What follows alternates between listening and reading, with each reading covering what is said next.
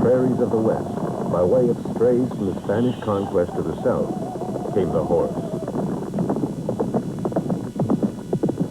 The Indian was quick to take advantage of this new arrival, and the horse gave him a mobility he had never known.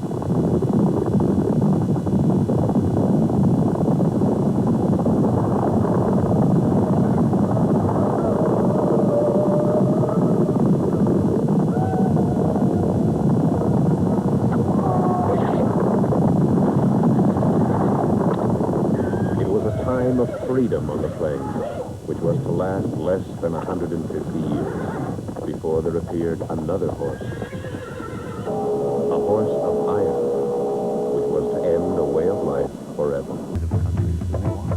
They're killing our way of life. Not right. Protected ourselves. Sovereign, independent states. Protected ourselves. Sovereign, independent states. Not right. Real living people. We all have to ask ourselves. We're both around country.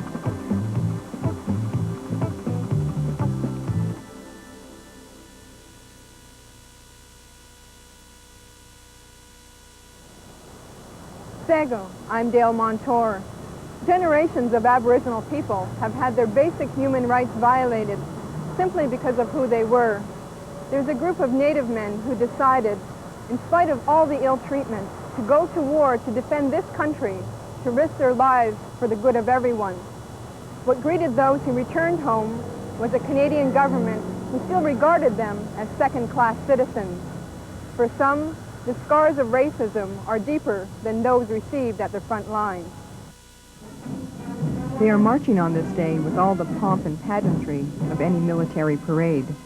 45 years after the fact, these veterans of the Second World War faithfully march to honor those who lost their lives fighting for peace. But there is something special about this unit of veterans. They are all Aboriginal. They march for the first time as a Native Veterans unit.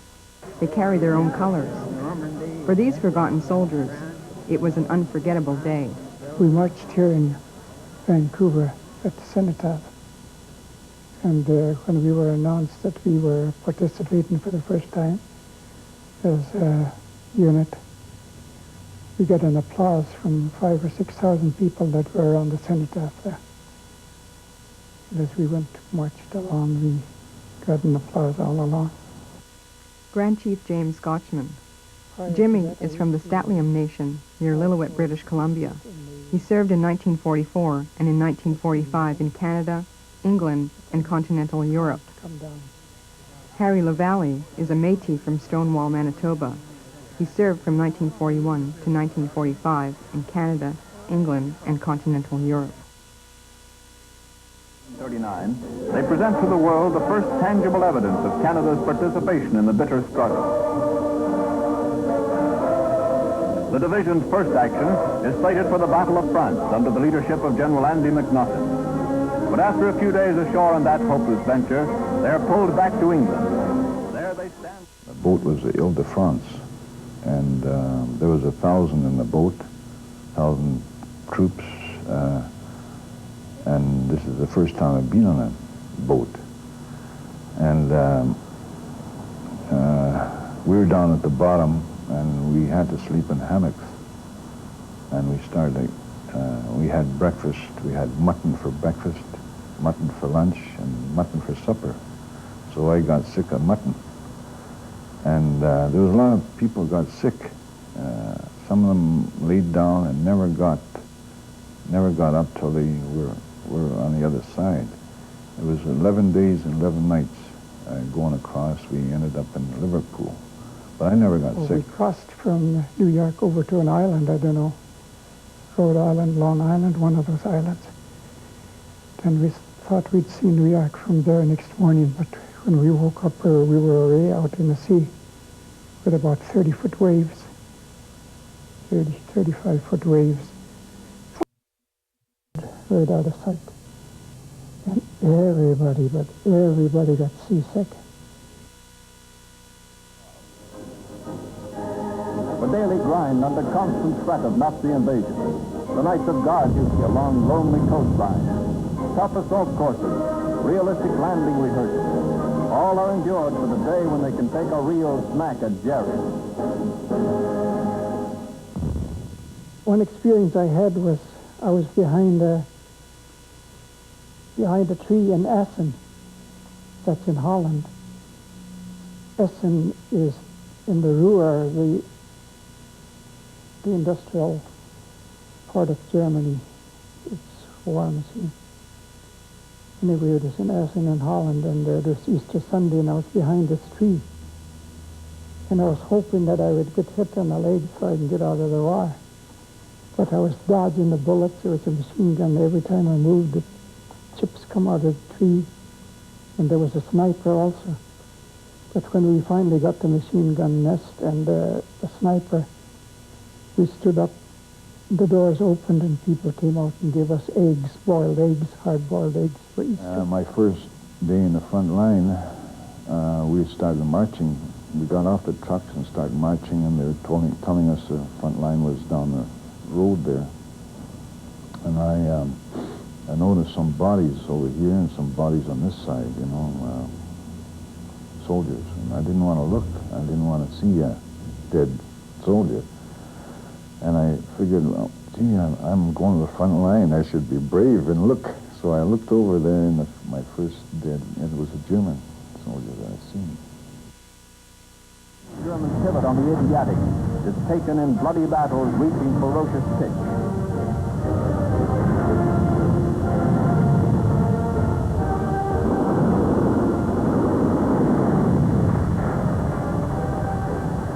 Major Paul T.K., D.C., pays his respects to the many who... And I was standing in a corner, see? And there was a window here, and there's a window there. And all of a sudden, yeah, they seen my silhouette, and they're really good shooters, and it got me right under here, never hit me. Then I started to crawl down this way, down the corner to the floor, and I went down to another window, but I made a mistake by going between two windows.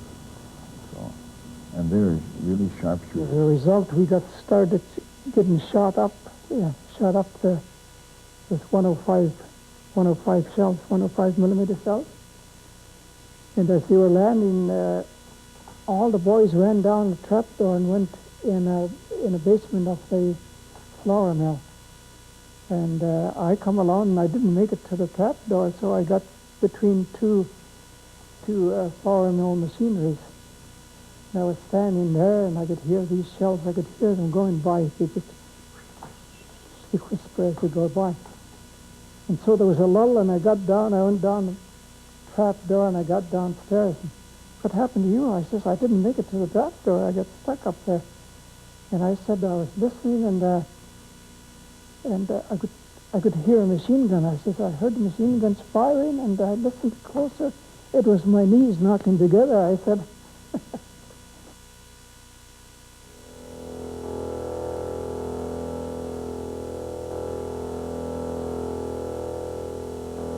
It is estimated that over 12,000 Indian men and women served in the First and Second World Wars, not including the Korean War. The National Indian Veterans Association estimates that there is probably an equal number not identified. This does not include Métis, non-status, and Inuit, but only those who are under the jurisdiction of the Indian Act. They weren't enlisting anybody unless they were 19 years old, so I put my age a year older. I said I was born in 1922, they'd be able to join the Army. Why was it important for you to join the Army? Well, I felt patriotic. I felt I would be proud to be in the Army and in defense of, like, Canada. That's the way I felt. I wanted to serve for Canada.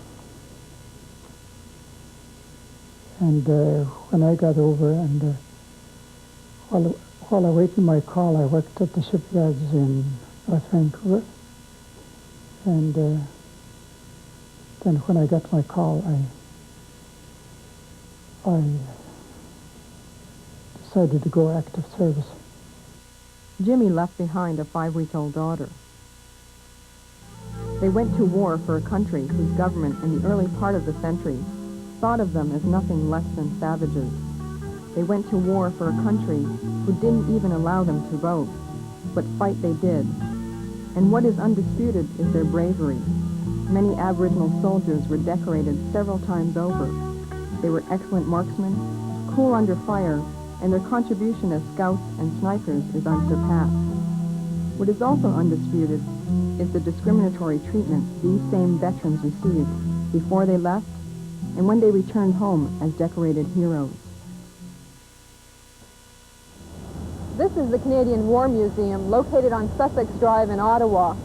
There's an impressive display of war artifacts depicting the bravery of Canadian soldiers. As you walk through this museum, you catch the occasional glimpse of an Aboriginal soldier, but shown only in conflict with non-Aboriginals. Nowhere is there an honest depiction of Aboriginal veterans who served and defended this country so well. But there is a man who works here who did take an interest in the Aboriginal veterans, and he wrote a book about it. It's called The Forgotten Soldiers, and appropriately so. Mr. Gaffaney, you wrote a book called Forgotten Soldiers. Why did you write a book about Aboriginal veterans? Well, there are other books written about other different ethnic groups in Canada, and I thought nothing had been written about Canada's native peoples, especially their contribution in the First and Second World Wars. And I thought, gee, it's about time they should be given some sort of recognition, and that is why I wrote the book. Do you know some Aboriginal veterans? Yes, for some reason or other, somebody that had been helping me with my home was a native person, and it turned out he was a veteran. And I said, is there any sort of book where, about what you did in the war or anything? And nothing had ever been thought of or even written about. So I thought I'd investigate and find out if there was something there to write about. And it turned out there was a wealth of information that no one had ever, been interested in or done any research on. Fred Gaffaney is a military historian here at the Canadian War Museum. He researched and wrote this book on his own time and with his own funds. And what he found out about the treatment given to these native veterans who risked their lives for Queen and country is nothing less than shocking. Well, before they went, initially in the First World War, they didn't want them because they thought these were savages. Some of the people up north did not want to serve with them. They considered them inferior. They were originally given sort of menial roles such as digging trenches, but when they saw how valuable these people were as able with guns, how cool they were under fire, great shots, so they were moved, a lot of them, from doing just menial type chores into as scouts and snipers, especially in the First World War. And then it was interesting to learn that they'd want them so much to contribute during the war, but then after the war they were sort of forgotten and used as I said, their pensions and their benefits were lowered. They were treated more as Indians, not as veterans of Canada. What do you mean by they were treated more as Indians and not as veterans? Well, the argument was that they should receive the same sort of living standards on the reserve. Their pensions should be commensurate to what their living standards on the reserve, not what the general standard of living was in Canada, what other veterans were receiving. So their pensions were reduced, and their benefits were reduced. These were pretty serious allegations, so we decided to give the Department of Veterans Affairs a call. Their response? What discrimination? Where did you get your information from? Our slate is clean with regards to this issue. Will you talk with us then, or at least supply us with some documentation? No, sorry. We realize you have a deadline, but so do we. Remembrance Day is drawing near. We're swamped. As it turns out, Fred Gaffaney met with a similar response. When you initially started your research for the book, when you talked to the Department of Veterans Affairs and Indian Affairs, what was their response to your project? Oh, well, there's not that much interest in this subject, and, we're all tied, our funds are being used for other purposes, and as I said, there wouldn't be that much interest in that sort of subject, because that was the reply at the time. Fred Gaffaney compiled his book with files obtained from Indian and Northern Affairs, the Department of Veterans Affairs, the Public Archives, and thorough interviews of various veterans. These facts are public knowledge, so why wouldn't somebody from the department speak with us? It turns out that the responsibility for Aboriginal veterans was handed over to Indian and Northern Affairs in 1918. I was curious to know why that happened. Isn't a veteran a veteran?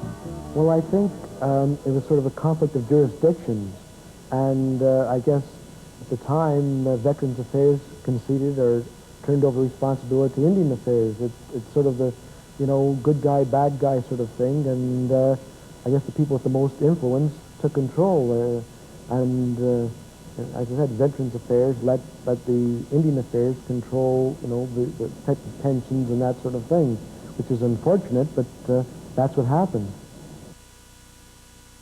It's common knowledge that the Department of Indian Affairs' treatment of Aboriginal people has been rather scathing.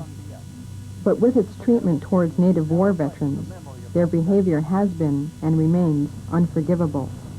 When Native veterans came under their jurisdiction, the authority for determining the merit of Indian veterans' applications for benefits was given to Indian agents. The legislation for all of these benefits required the veteran applicant to apply in order to obtain them. For the most part, the Indian agent never told them. So without this knowledge, how could they apply? We got $2,320 natives. And the white veterans, we got $6,000. So there was a difference there. They give the Indians $2,300. I never got that money.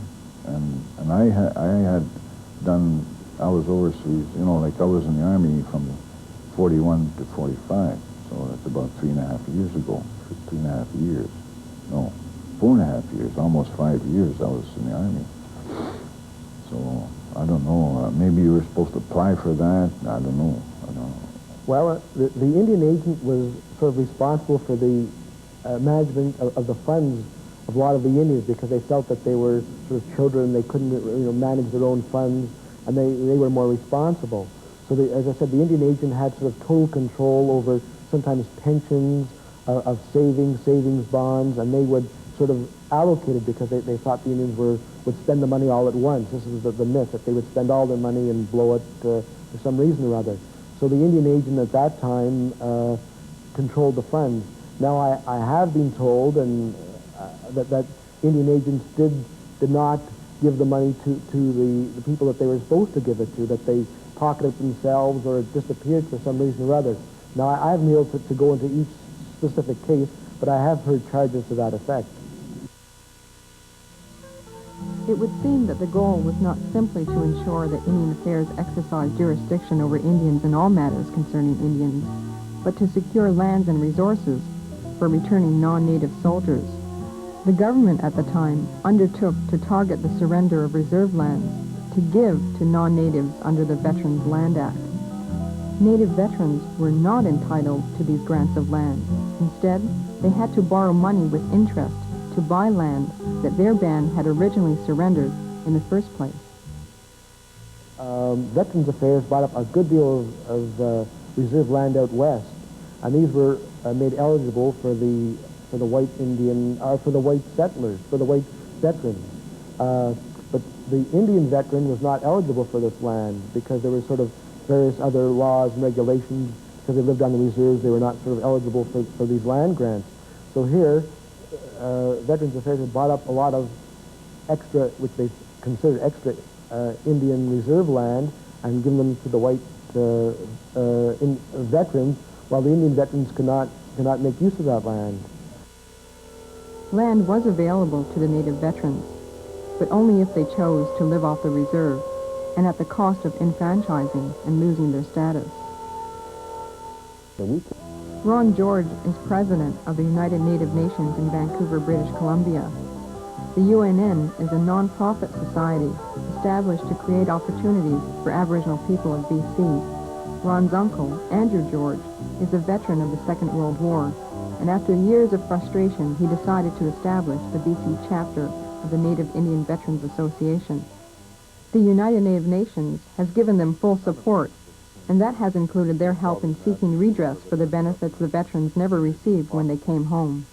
They feel they're entitled to redress, and we've got someone on staff now who's going to pursue that funding that we require to seek redress, and we've even got promises from the Japanese Canadian community who did get redress, and they say that we're first on the priority for them to assist us to get redress. So that's something I'm pretty proud of, because, you know, these guys have been forgotten. No one's really paid any attention to them, and they laid their lives on the line, and they came home all messed up from shell shock and seeing people get killed, and they're forgotten. I mean, For Mr. George, supporting these veterans went further than seeking monetary redress. Through their own fundraising, 19 veterans made their way to Normandy, France to take part in the D-Day celebrations. The experience was something none of them will forget. Interesting thing happened there. They began a healing process. You know, they've been packing this stuff around for 45 years, you know, and we ended up on a beach in Normandy, and it was an accident. We just kind of ended up on this beach, and it was the very beach they landed on.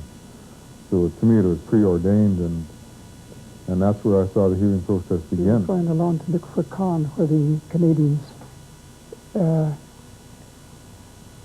landed. Pretty soon the driver says, "I can't go anymore. It looks like it's the ocean up there." And somebody says, "This is where we want to go." And one of them, Ken Thomas, he says, "My brother, I lost my brother here." So when we all got out, he excused himself, and he went and had a good cry. And then when he came back, we formed a circle and we said prayers. We all said prayers for the people that are native people that were lost and the rest of the Canadians that were lost in that landing in Caen. See, to me, I could hear the bombers. I could hear the machine guns. I could hear the wounded and the boats, and it was very depressing. And when Al left, we told him to come back, and he was crying. So he came back to the circle, and then we started a hug. After we prayed, we started a hug, and we went around. Everybody had a hug with everybody, and we were bawling like babies. And we had a great relief from that sacred circle that we needed because of what we've been through and what was thought to be forgotten, and I never forget it. And what we have to go through to deal with that, and what we have to go through with the governments, and what we had to go through with the schools, and all the prejudice, and all the fighting for ourselves and our lives and our children. They have been mandated to go back to the beaches of Normandy in 1994 for the 50th anniversary of D-Day.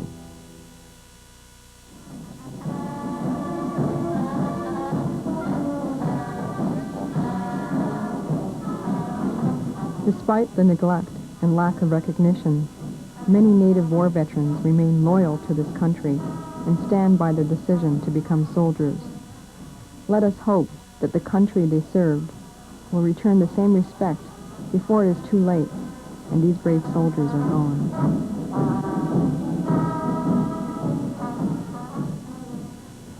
I hope that the Native veterans get some justice in recognition of the sacrifices that we made. That's our program for this week. Thank you for joining us. I'm Dale Montour. Onagiwahi, Sego de Dese.